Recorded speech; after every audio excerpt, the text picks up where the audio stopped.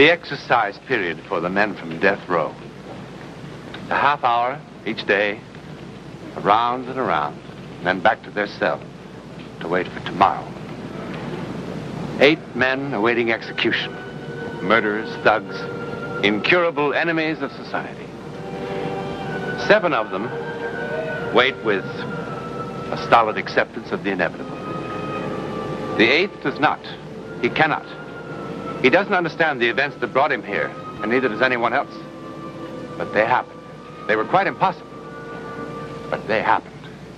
You see, each of us is brought up from a tiny child to believe and to rely only upon the evidence of our 5 senses.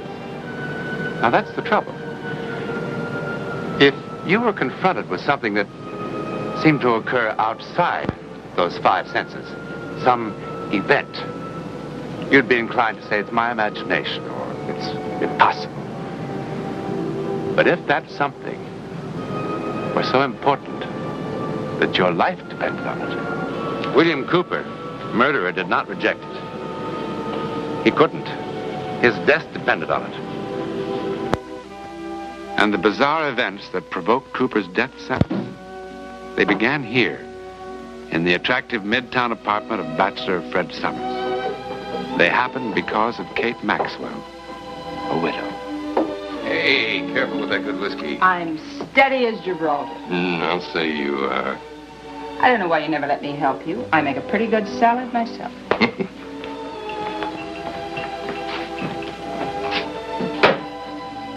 I know why you always keep inviting me to dinner. Because you hate my cooking, right? Right. Right.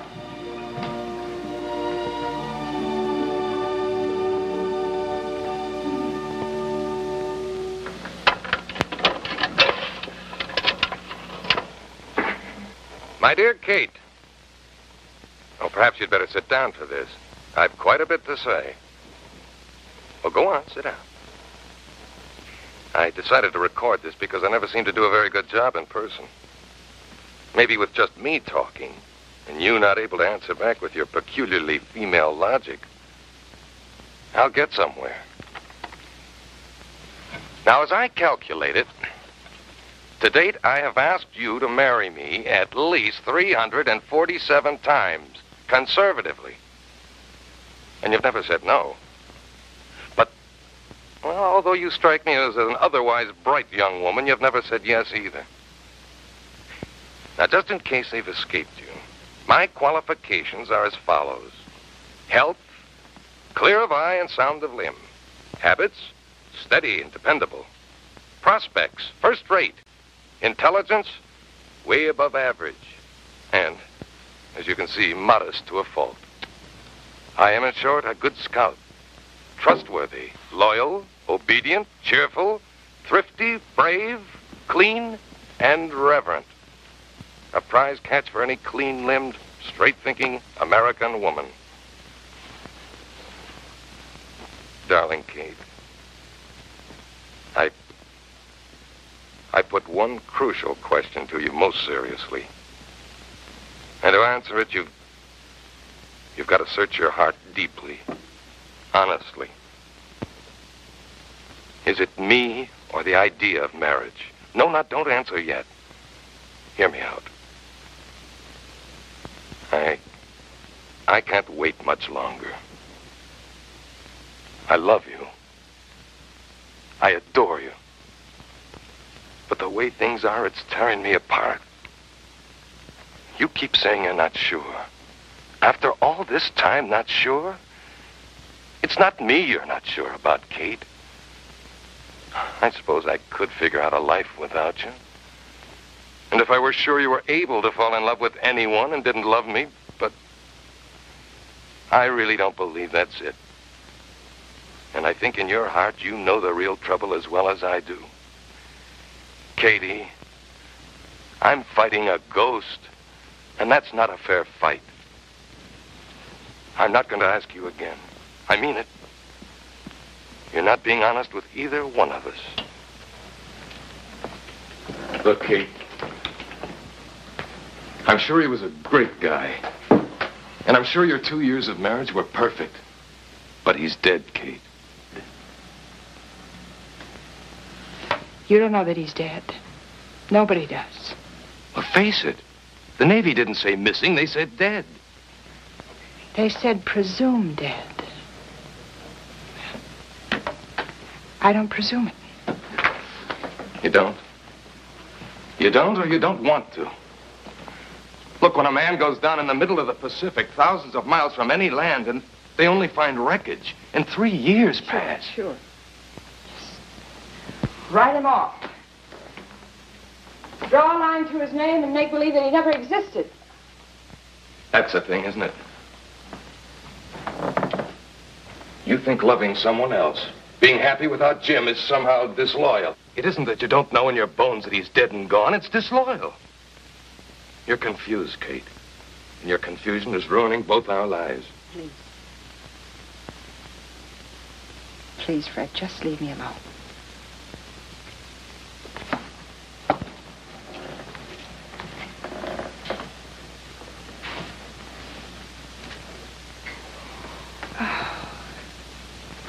Kate, do you think he wants you to shut yourself off from life?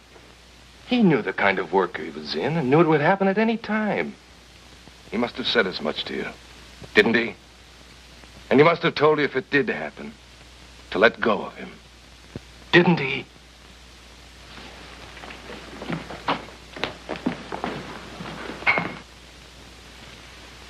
Or is it that you're afraid of loving again? Afraid of losing again? Please, Fred, leave me alone.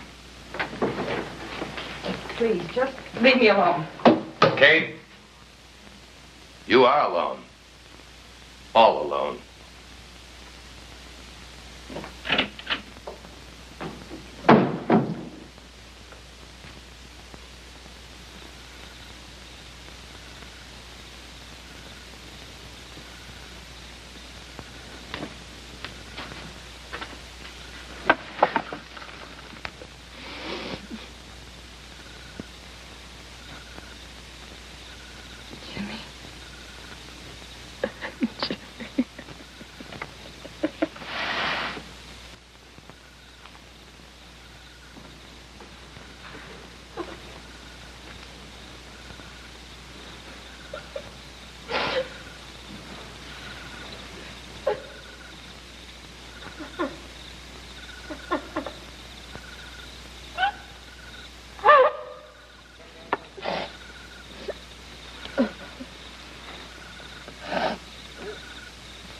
Crying? Not on a beautiful night like this. Did something frighten you? I bet I know. You're lonely.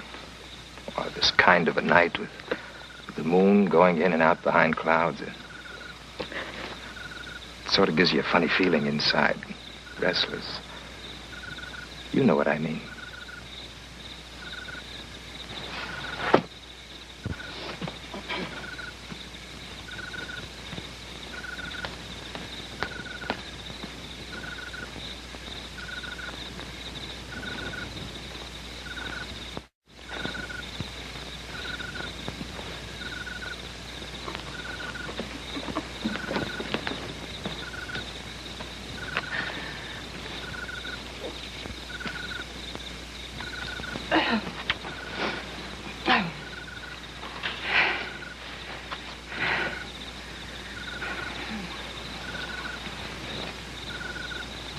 There are lots of lonely people.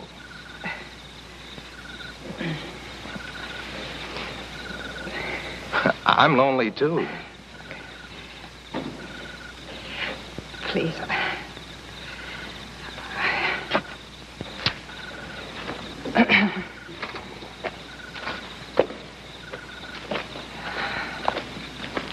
Are you going for a walk or walk in the park? I'll walk with you. There's no one here but us. The whole park is empty for us. I know. I've looked around. You don't want to be lonely on a night like this. But you're not afraid of me, are you? I wouldn't hurt you. Really, I wouldn't. Please. Please, just leave me alone, please. Don't be afraid of me, please. Please don't be afraid of me.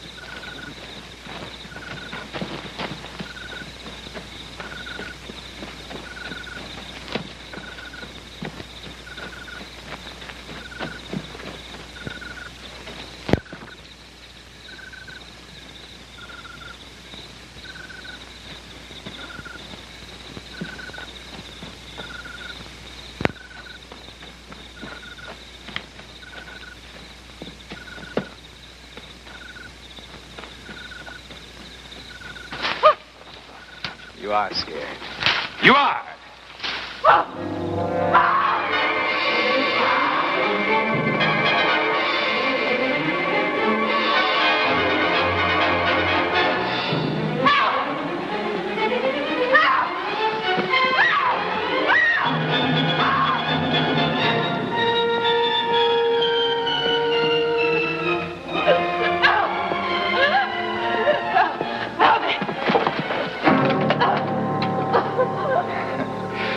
There's just the two of us.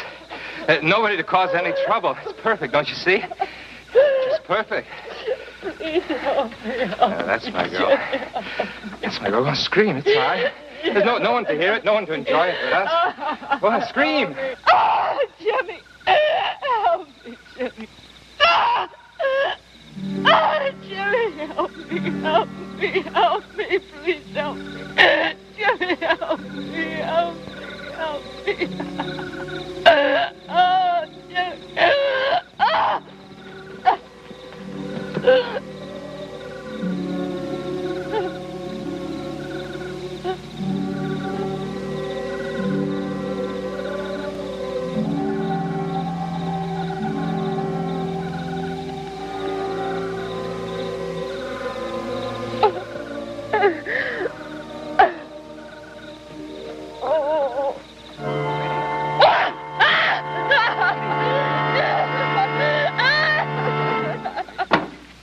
And you're sure you could identify the man if you saw him again? Yes, of course. And the description of the clothes and so on, you don't want to change any of that? No. Why should I? Well, your story of how he suddenly turned tail and ran off, well, it doesn't quite add up, does it? What doesn't add up?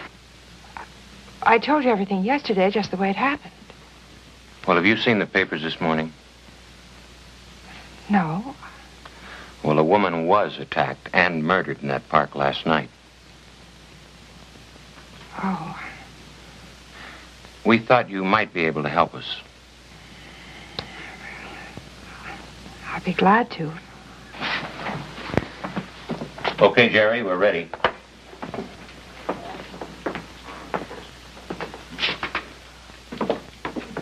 We picked up a few suspects. I want you to have a look at them. All set? Yes, sir.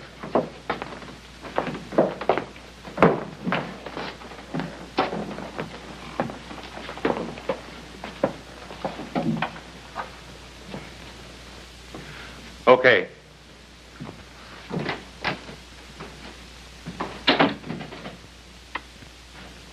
Okay?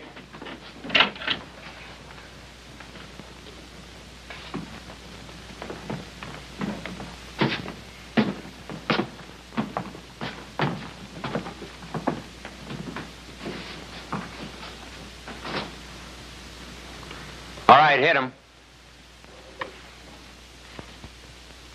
That's him. Which one? The one with his hands in his pockets. All right, Jerry. All right, Cooper. You stay where you are. Rest of you off the stage. Hey, now, wait a minute. I didn't do anything. You're sure now? That's his voice. That's the one. Hey, well, what are you trying to pull? Where do you want him, Mike? My office. Let's go.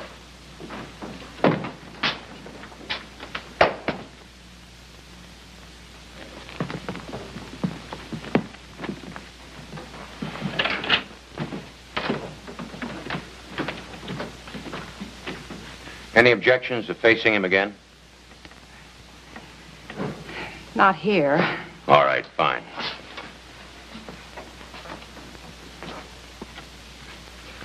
What is this? What are you doing? Don't I even get to talk to a lawyer before you start all this stuff? You'll get to see plenty of your lawyer.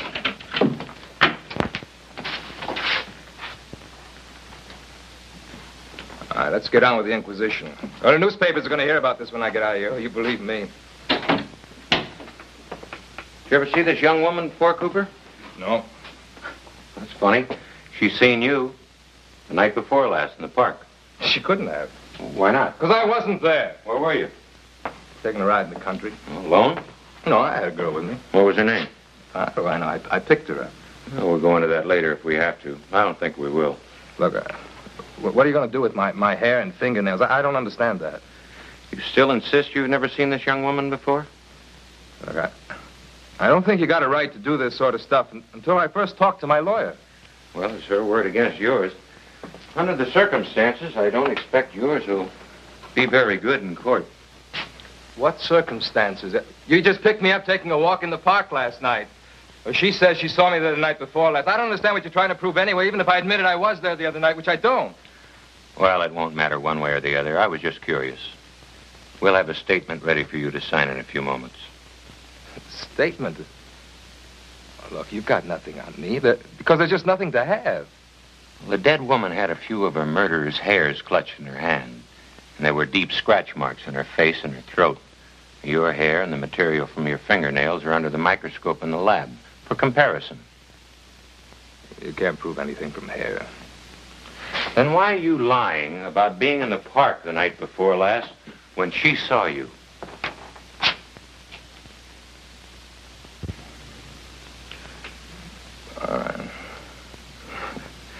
I was in the park. Oh, she's a pretty girl. I made a pass at her, so what? The guy that was with her would have put the finger on me sooner or later anyhow. What guy? The guy that was with her. Well, you didn't tell me there was anyone with you. There wasn't. What is this? I was alone. Is this a game or something? There was a big red-headed Marine there. A Marine? What are you talking about? Oh, come on, lady. He was standing right next to you. He was 6'3" or 4", easy. What kind of routine is this? Everything fits. Book him. I didn't do anything. Let's go. Wait a minute. There wasn't anybody with... Please. Please, why are you lying? Just tell me why you're lying, please. Please, just tell me why you're I don't know lying. what you're talking about. Look, I told you the truth, lady. Tell me why lady, you're leave lying. me alone. Please, Leave me please. alone.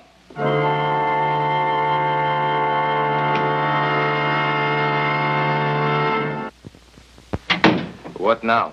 Mrs. Maxwell wants to ask you a few questions. Who says I've got to answer? Please. Well, the man you say you saw beside me in the park. Oh, lady, are you on that please, again? Please, just look at this picture.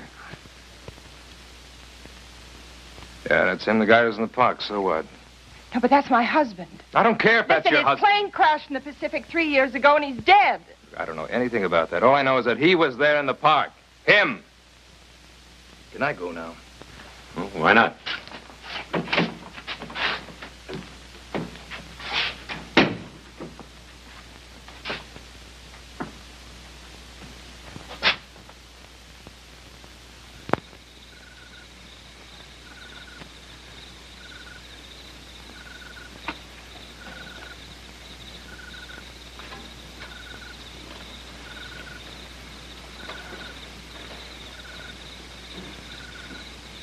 Jim.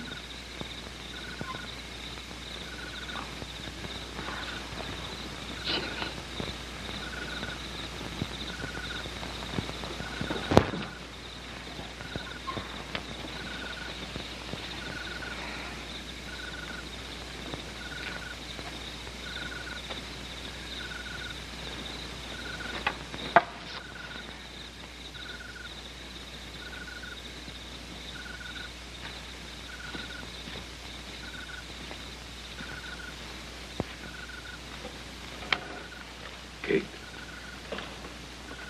I read about you tonight in the paper. I tried to reach you. Finally, I tried the police. I talked to that Lieutenant Walton. I kind of had a feeling you'd be here tonight. They tell you what happened? Yes. Cooper swore that he saw Jim. Do you understand that? No, dear. There's so many things I don't understand. The important thing is, what does it mean to you?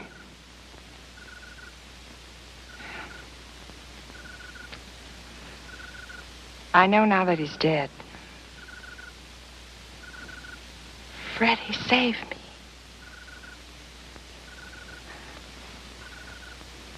Why didn't he let me see him? You didn't see him, perhaps because you didn't need to see him. But save you for what, Kate? To go on living a life all alone? No. No, not alone. Not anymore.